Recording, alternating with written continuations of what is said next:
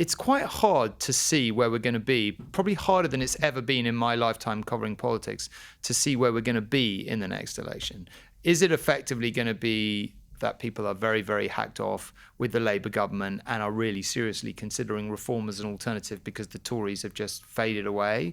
Well, that's one scenario that could be a discussion point. Or do Labour still ultimately dominate the battleground, and therefore the Lib Dems do have an opportunity to peel people who are a bit disillusioned with Labour off in greater numbers? So I guess this is a very long and roundabout way of saying that it's really hard to see what the question in voters' minds is going to be in the next election. It will emerge as we get closer to the time.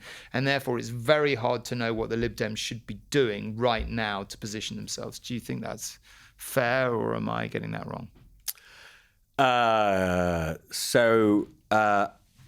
I don't think you're wrong, but I still think actually what the Lib Dems should be doing is much simpler than everything you just said implies. And if I were the Lib Dems, I would have only two big policies, and that's all I would talk about from now till the next election.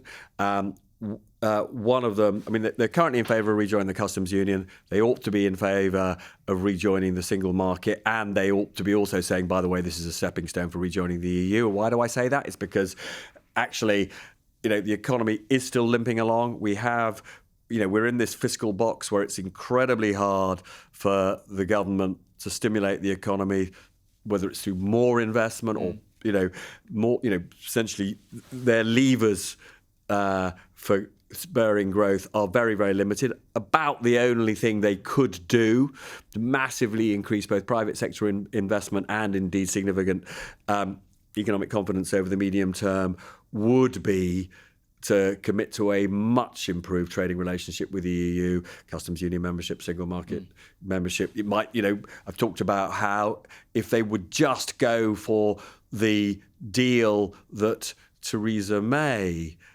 negotiated, it was always rejected by Parliament.